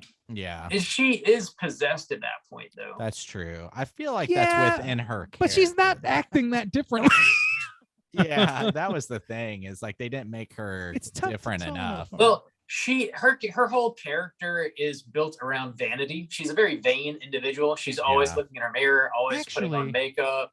Yeah. Which is I mean, that pathetic to is me. sort of like pathetic. Yeah, I think that would rank for sure. I want to point out that her she got Jay to dance with her the first time they were dancing. That's before any seancing happens. That's before anything happens. So yeah, she's trying to steal men. She just wants to get fucking boned. This girl wants to get plowed. And Jay just wants to plow. So and Jay seriously wants to plow. And then eventually she just wants to murder, and she gets her chance with old pork pie himself, fucking stooge. Yeah. So yeah, looking at Tyre, I mean, she's in a costume, so it's kind of tough when she's actually Jay might have the strongest claim to attire because he's not in a costume. Yeah, but she gets the makeup. I would say the makeup face would kind of add to the look and attire, I guess. She's pretty arrogant, pretty high up there. Yeah, her stuff. Yeah, I think she hits pretty high too. I think we could talk about Stooge as well, but I think that's I don't think he's gonna. I think that Stooge just kind of like gets a rung down a little bit compared to these other two, because he's at least pretty fucking upfront about what he's doing. Yeah, I would say if anyone what hits he's about. in the third spot, I would probably guess Sal. Sal, because he's got the arrogance and sexual deviancy of Sco. Yeah, I mean, and Smugger. He eventually has like a triumphant moment too. I don't know. I think that it's too easy. It's too easy to just clearly we've got a homecoming king and queen of the cooterdom this week, and it's Lynnae Quigley and Jay. Oh yeah, for sure. Can we book them? Let's book them, boys. I think we got them. We're gonna get arrested. Gentlemen, we've done a wonderful job hunting some cooters this week. Let's thank you. We got to treat ourselves though. we got to relax. We got to kick our feet up. We got to let our hair down. We got to talk about what we've been watching this week. Hey gang, what you been watching? Randu, what you been slamming into the eyeballs? Oof. Okay, so I did a not terribly closely paying attention rewatch of Chernobyl while working this week. It's kind of a show that like you can only really successfully do that if you've seen it, because it's so dense. But just kind of having it on while I'm working was fine this particular time around. That show is so fucking good. I don't need to say that for the 30th time on this podcast, but it's great. Watched Superhost, the Shudder exclusive, this week. Rob, you mentioned that last week, and it intrigued me because I very much lived on the Airbnb train for several years, moving from place to place. And I don't think I really had a bad experience with Airbnb, like specifically with any of the hosts. As much as, there's that whole company is fraught with problems, but as far as the hosts and stuff, I never had a problem, but I always worried about somebody being a little too zealous or a little too crazy. And so this movie particularly played into that a little bit. So there was that. I watched a movie called Mockingbird Don't Sing. Becky suggested we watch this, so naturally it is one of the saddest fucking movies you'll ever see. It's a true story. It's a true story about a girl who was strapped to a chair and abused until she was 13 years old, and then eventually, quote unquote, rescued, and then shuffled around horribly for years as researchers tried to teach her how to, function as a person after she had reached what they call the critical moment where absorption of like language and stuff just kind of stops. It was extremely heartrending and sad. Becky sure has a flavor, doesn't she? She does. She's not pretentious about those. She'll be like, I want to watch a sad movie. I'm like, tough day. Yep. Let's watch a sad movie. Okay. All right. We're doing it. And so we did. And man, it's not like as far as a movie, it's not the best movie in the world. It's pretty one-sided. It's kind of tough to not see it as a movie written by and for one particular character who's portrayed in the movie as the hero. But it seems to, from what I've read, comport pretty closely to life. So it's not bad. And it's also just kind of dated, really. Also watched a documentary called Lula Rich, which is about the pyramid scheme of LuLaRoe, which I was not really very familiar with. I got confused with Lululemon very frequently. But it's a pyramid scheme clothing, centered right? around leggings. Yeah, they're both are. That's why it's so confusing. So it's a pyramid scheme built around leggings. You buy a bunch of leggings and then you get people to sell your leggings for you. And if you can't do that, then you just eat the money that you've spent on it. And it's interviews a bunch of people whose lives were ruined, and the people who own and still run the company were interviewed. And boy, there are some cooter power couples in this world, and they are one of them. Holy shit. Hate them. That's my feelings on LuLaRich. Sweet. Last but not least, for those who are into what's called analog horror, which is kind of like a trend on YouTube that stems from like the ARG games of the past and things like that. There's a show or like a web series called what is it? Local 52, I believe, is the original one that kind of did this, where it's like supposedly lost recordings of newscasts in the whatever 90s or whatever. I haven't watched too much of that, but it's kind of like the progenitor. And then this series that I watched is called Gemini Home Entertainment, which is specifically VHS instructional tapes, educational tapes that were lost at time that have a creepypasta-esque thing going on about them. A little bit of an ongoing story. And yeah, I'm pretty engaged with that sort of thing. It's very much like almost like a found footagey thing, but with no characters. There's not really you are the character, more or less. It's like you put yourself in kayfabe and you just kind of like, what if I saw this in real life? It's like that thing where there was, this is a true thing. There's a video that was made to play in the case of mutually assured destruction during the 80s, that was meant to be played on news stations, that was more or less like, thanks for tuning into life.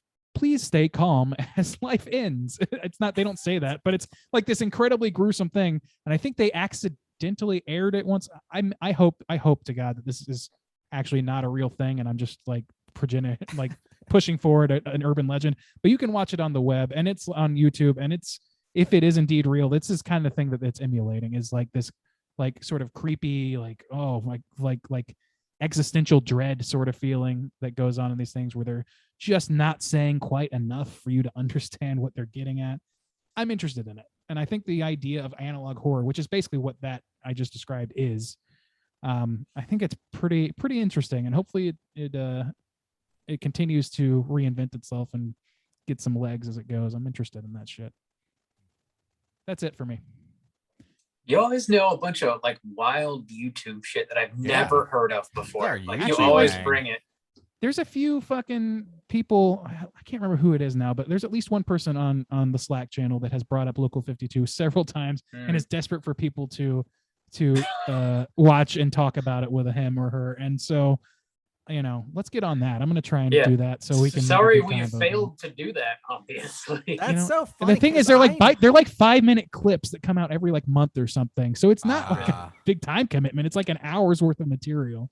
I just don't watch any YouTube like that, like a series, or I just don't want. And it's interesting because I'm like, why don't I? I feel like I would be into it. I just don't watch any kind of YouTube as a show or as a continuous series. So that's, it's still a relatively new thing to do to people. It's not something you think to do. But and the other thing is like, it's kind of inconsistent.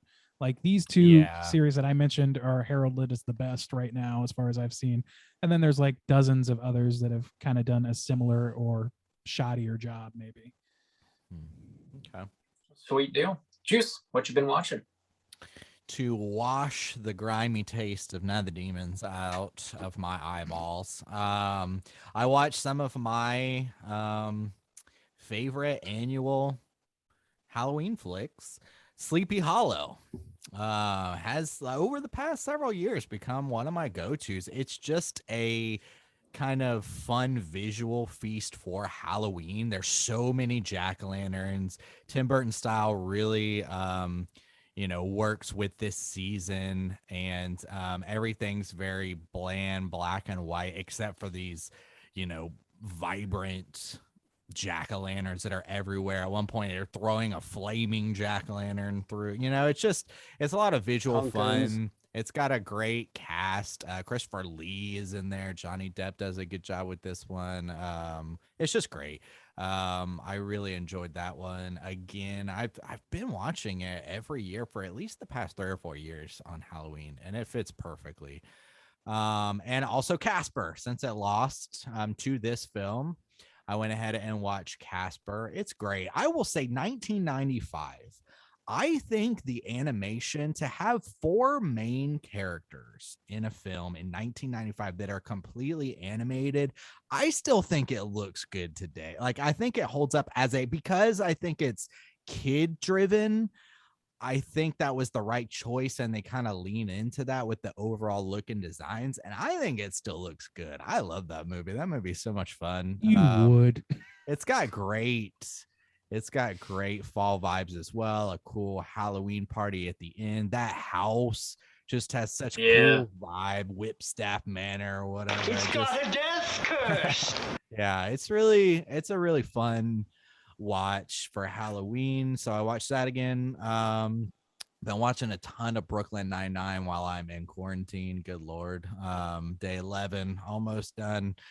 And I've been playing some games too for spooky season. I was planning on streaming. I brought my little retro Pi, but unfortunately I brought the wrong power adapter. It usually plugs in, and I didn't bring that one, but I have a USB attachment that technically works because it fits into the slot, but it pulls the power down. It's not designed to be plugged into USB. And for some reason, the only thing it fucks up on is the sound. It just like everything functions normally, but the sound just gets so fucked up. And I was like, well, can't stream it with this garbage sound. So unfortunately, that's what happened. But I have still been playing Super Castlevania 4, I think it is, the big one for Super Nintendo, and some Super Metroid as well, which both have like some solid spooky vibes, completely different spooky vibes. Metroid's definitely more got like an alien feel, but they're both a lot of fun, and I've never beat Super Castlevania before, so I'm kind of trying to do that this season. But it's fun. I understand why it's considered like a classic or whatever. It's a good game. But that's about all I've been watching and doing. Bob, wrap us up. Yo, what you been watching, my guy? I checked out the newest Nick Cage joint. This is the third Nick movies? Cage. Yeah, dude, that man. Yeah, the third Nick Cage movie I've seen this year. Wow. So he's working. He's working his ass off. Steven Seagal has more fucking movies than this guy. It's crazy. Yeah, I think he's legit done like 150 movies. Like he's around there. He's done a lot of shit. I know that the popular, like, I don't know how true this is, but the popular thing is that he like needed the money because of tax problems or something. I don't know how true that is. Yeah. But the movie I'm talking about is called Prisoners of the Ghostland. So this is not really a horror movie. It's kind of an odd genre mashup. It's definitely got some like Western vibes. It's got some heavy samurai vibes. It's set in like the post-apocalypse. Nick Cage's character is like a bank robber, and he's robbing a bank. His partner ends up murdering a whole bunch of people. Nick Cage gets arrested, and the mayor of the town, who's played by Bill Moseley, who kills it. He's my favorite part of the movie. He's got a bunch of like quote daughters. They're not really his daughters, but one of them runs off. She escapes, and he decides to let Nick Cage out of prison to go like round up his daughter and bring her back home. And he's got 5 days to do it. And if he's unable to do it within 5 days, this suit that they strap him into has got like bombs built into it, and it'll just fucking blow him into pieces. It's got like a little bomb on each one of his arms, on each one of his testicles, and then 2 on his throat. 2 on his testicles? On his testicles. One per testicle. Oh, my Lord. Yes, of course. It's such a controlled explosion that one would not handle the testicles. I mean, maybe one blows up and maybe you see what happens. I don't know. You'll have to watch the movie. What's gonna happen? What's gonna happen? If that does it's not explode, that movie has failed. true. That's true. It's got some like really amazing visuals. It is very like visually inconsistent though. It's got like so many different tones I feel like it's going for, and they don't always work well together. It's like also very like hammy.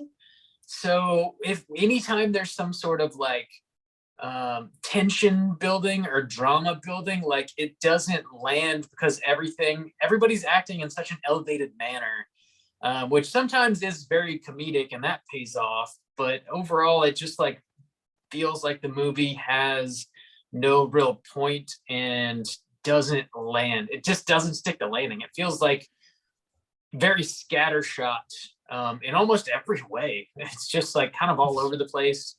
But it's entertaining, you know. Seems It's like that's not a going boring around. movie. Yeah, it's way too much going on. I didn't love it.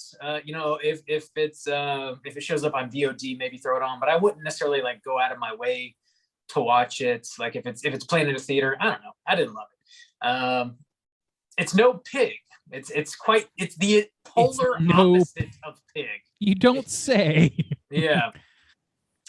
What else have I been watching? I checked out this movie called The Last Matinee. So this is on VOD. I rented it for I think $5 off Amazon. This is in Argentinian film, so it's Spanish language. Basically, what the movie is set in 1993. It is about just this little like mom and pop theater, and they're showing this horror movie.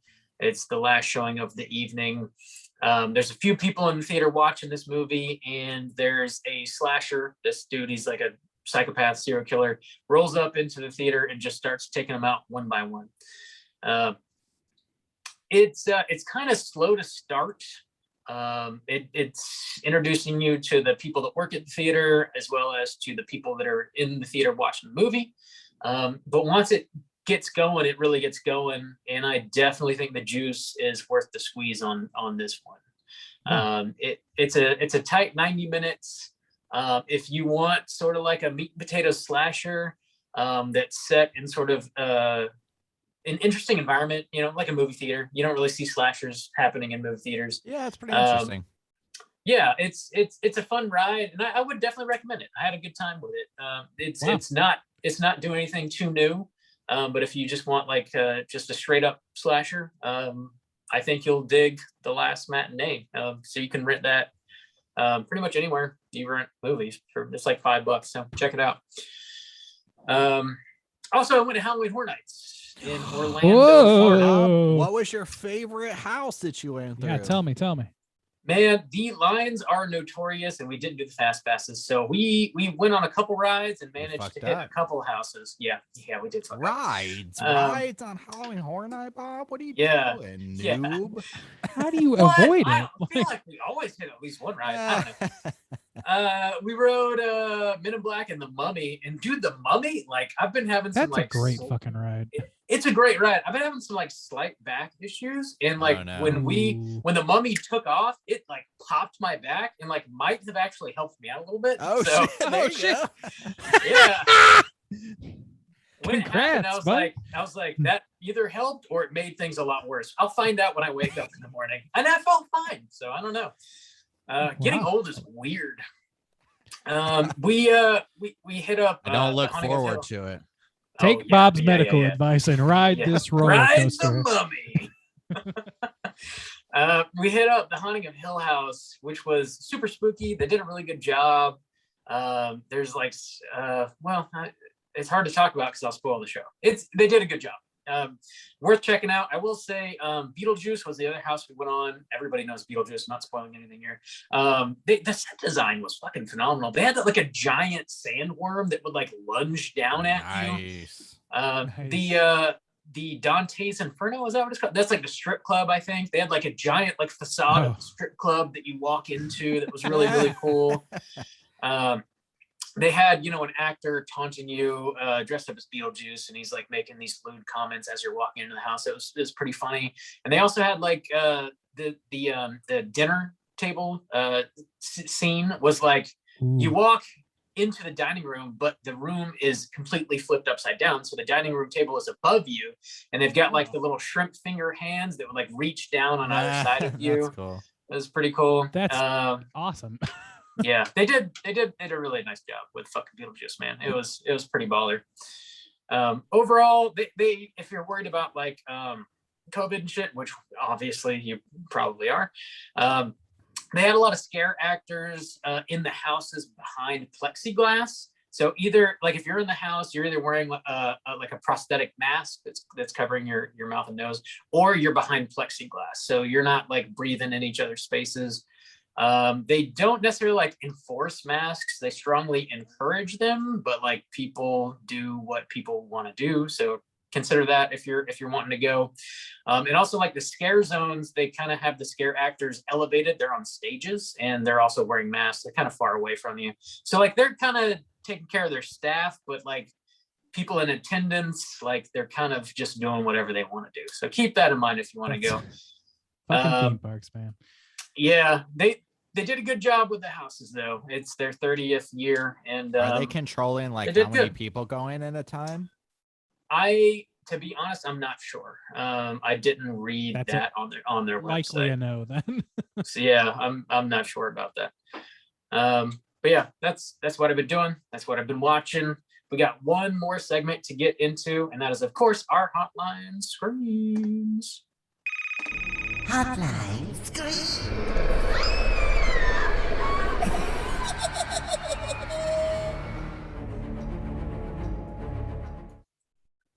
If you're listening, would like to call and leave a voicemail to be featured on next week's show, hit us up at 904-638-3231. We got 2 voicemails and an email. First up, we're going to hear from Jack. Let's hear what Jack has to say.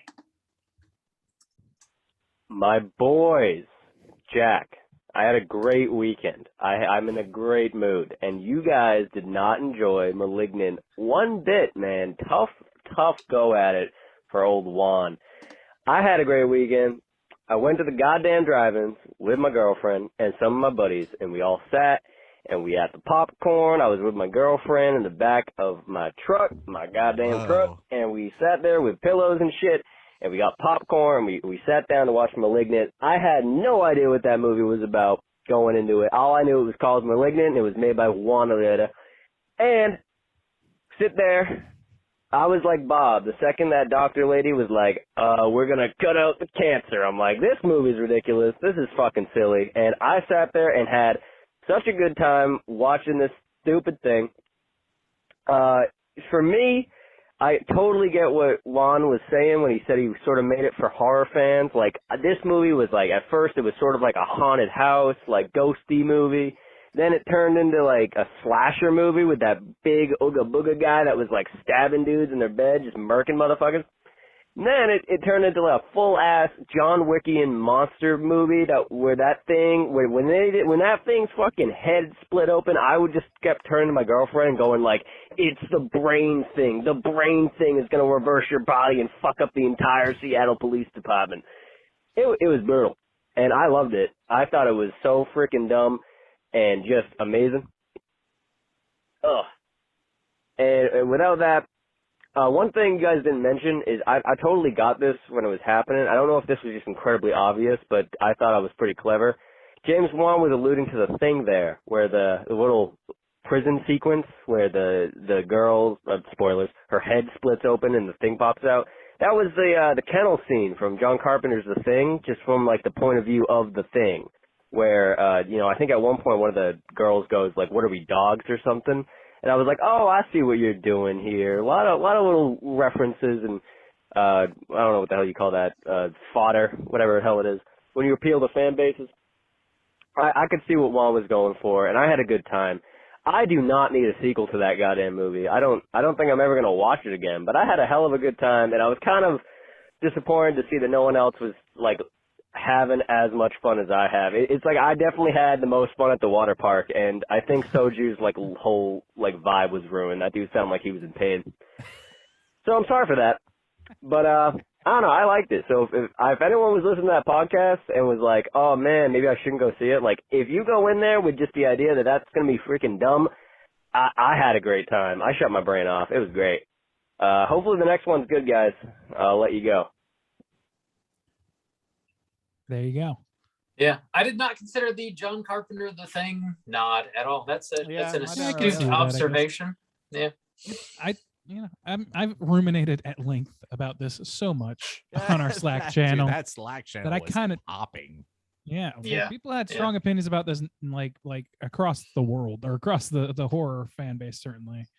And to me, it's just like I think that at its core, maybe the biggest problem that I didn't really recognize last week is that it's parodying things, or it's not even parodying, it's homaging certain subgenres of horror, like the underworld films and shit like that, 2000s horror, which I am not particularly fond of to begin with, and I don't find particularly engaging to revisit. So I think that's part of it. It's really kind of like, I don't know, between that and like the giallo stuff, which I've also gone on record as saying I'm not particularly big on. I just don't think it was really catered to me, even as a horror fan, because I'm not super into the genres it was playing with. So I don't know. I don't want to take anything away from people who enjoyed it. It sounds like you had an ideal experience with this movie, so good for you, man. I hope that a lot more people feel that way so that we can get more weird fucking movies like this, and maybe I'll like a few of them. Yeah, I don't mind people liking it as long as they're not pretentious assholes about it. Yeah. You don't care. Which is a door that swings both ways, and I struggled with. Yeah, I think this would be a perfect movie to watch at the drive-in, honestly. Like something you could be like sort of like engaging with a crowd potentially sitting outside in the back of your truck, like that seems like a pretty solid setting. Well, I've experienced some darker horror movies at drive-ins that are almost impossible to even make out. Can't see. So yeah, it's a pretty dark movie. You got to be able to see it. Yeah, that's why Jack liked it so much. He couldn't fucking see anything. He was like, "Oh, this is fucking great." Concealed some of the CG, maybe. Maybe so. Yeah. Hey, thanks for calling, Jack. Glad to hear from you. Next up, we're gonna hear from Miles. Let's hear what Miles has to say. What's going on, guys? It's Miles here. You would think after this past week, if you were on the Slack, you would think I was calling in to talk about Malignant. But surprisingly, I'm not. I'm actually calling about the prompt from the other week. I think it was, what's the most disturbing movie you've ever seen? For me, the most disturbing movie I've ever seen is Short Circuit 2. So if you haven't seen the Short Circuit movies, they're from the 80s, they're kids movies. Johnny Five, he's a robot. He gains sentience, and he's alive. He goes on adventures and shit. The second one, it's been years since I've seen it. I believe he gets tricked by some robbers into assisting them with a burglary, and to silence him, they decide to destroy him. So in this children's movie, there are these two thugs, and they are essentially murdering this robot. And the thing that disturbed me was he is begging for his life while they are beating this robot's ass. Like they are fucking this robot up, like, chopping his arms off and stuff. And he is begging them not to kill him, and that bothered me. That bothered me a lot. And that actually carried on to adulthood. I have a really hard time in movies where people are being violent or just cruel in general to people who one, don't deserve it, especially like children or animals, and two, are actively begging for their lives. I can usually detach myself from on-screen violence as, not real. But anytime anybody's begging for their life and crying, and it gets a little too real for me. I know people don't like the Rob Zombie Halloweens, but there's some brutal kills in those fucking movies. Like where people are crying and begging. That scene where he kills Danny Trejo, can't do it. Makes me too sad. That's Short Circuit 2. very disturbing. I know I'm not the only one. I've heard other people say that fucked them up as kids. Don't know if you guys have seen it, but yeah. All right, guys. Take care. Johnny Five alive. I have don't not know seen why Short the Circuit idea 2. with the like robot. It's not. It actually sounds like I don't like that either. People begging, but Well, for no. some reason I love it. I It's wasn't. great. I wasn't expecting the idea of like a robot being taken apart piece by piece, and so like your just comment on it cracked me up. Dude, Like that it was Yeah. a robot. I wonder how Miles reacted to that hitchhiking robot that was murdered in Detroit. Did you guys hear about that? No. No. Somebody designed a robot who the idea was, through this robot will hitchhike and it'll be a great community effort to get this robot across the country. No. And it died in like 3 days because somebody beat the fuck out of Damn. it to death. Yeah. I believe it was Detroit. Come it could have been on. Philadelphia or Come something, but it was on. I not mean, far. really? No, it was Detroit. Come on. God. Sorry to anybody who's from Detroit. Don't be I've never sorry. seen- They know. Never. Wow. I've never seen Short Circuit 2. I've only seen bits and pieces from the original, but that sounds horrific, especially if you're a kid watching that shit. That Yeah, fucked me up yeah. too. Damn. I mean, shit, that reminds me of the fucking Toontown, or what is that? Fucking Roger Rabbit, where Judge Doom dips the shoe into the dip and it disintegrates the shoe character. Do you guys remember that? I don't remember. It's No, been a I don't long know. time since I've Oh seen my god, that movie. scene is truly affecting. Actually, it's the same sort of thing where it's like it's a cartoon shoe, and Christopher Lloyd as the evil Doctor Judge Doom is putting it into what's essentially ink remover is the concept, and it just disintegrates cartoon characters. Oh, And he just damn. dips it in, and it's crying and weeping, and then it just dies, and that's it. In Shrek, they torture a gingerbread man. Yeah, but it's just True. scumbag buttons, bro. And then eventually he comes back for the musical outro. So I That's think true. it's fine. I think it's fine. All right. Well, yeah, thanks for sharing, Miles. That sounds super fucked up. Maybe we'll talk about that movie on the show one day. It sounds pretty Ooh. horrific. I don't know. Last but not least, we do have a voicemail, or not voicemail, sorry, an email from Matt. Matt sent us an email. He wanted to talk about some of his thoughts on the new Candyman movie. Matt says, "Hello, gentlemen. Had some thoughts on the new Candyman movie I wanted to share, as it differed with what you were saying on the episode on the movie. Sorry, I'm late to the party. Candyman and its ending seemed to make more sense to me than it came across to you guys, and I think it was because we were looking at the situation overall differently. We're not dealing with a haunted house or area. Cabrini Green isn't haunted, not supernaturally anyways, nor is Daniel Robitaille a wraith or cursed person based on this movie. I don't believe Candyman is any single person. I believe Candyman is a haunted story, a story that needs to be told and retold to stay alive. And like some satanic game of telephone, it changes with each retelling and mutates with each unreliable narrative. An incorporeal vampire, the Candyman legend, sucks in every local tragedy it can to grow stronger as a story and in belief by the audience. Robitaille was just the first spark, a lodestone to the story, but still just one stone. Anthony McCoy was to be a sacrifice to Candyman in the first movie, but the ritual was interrupted until Anthony was stung by a bee in the exact field where he was supposed to die as a baby. I believe Candyman is basically a demigod of imagination, and I believe it has some minor pulls and pushes on destiny, such as making people want to be an artist and wear ugly coats. Much closer to Pennywise than Jason Voorhees. It is multiple stories. That is really one story birthed by the whole of American cruelty to one's neighbor. Or I could be full of shit. Matt from Jacksonville. P.S. Have Nicole on more. All right. Thank you, Matt. Yeah. I think that's a pretty fair assessment. Yeah, that's an interesting take that I haven't really heard. The only thing that kind of derailed it at the end was the guy who is a mute or whatever, who got his like beaten to death at the beginning, like in the 70s or whatever. He wasn't an artist or anything like that, so he But just happened to he wear was the a same Candyman. coat.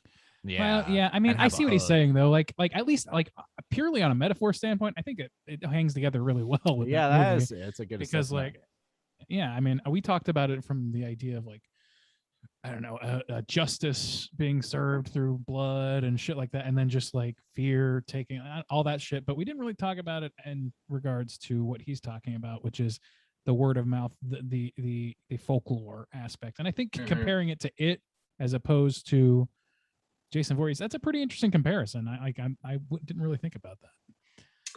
Yeah, I agree. I like the idea. Like, we're definitely tying it to Daniel Robitaille's character very hard because like we've seen the original movies. But I guess if you kind of like loosen your grip on the OG and just kind of look at the newer movie as it is, and consider that maybe it is just like it's a haunted, it's a cursed story. Or really it's cursed reality, unfortunately. But like people retell the story, and that fuels the idea of Candyman and the horror of Candyman, which it's cool to ponder on.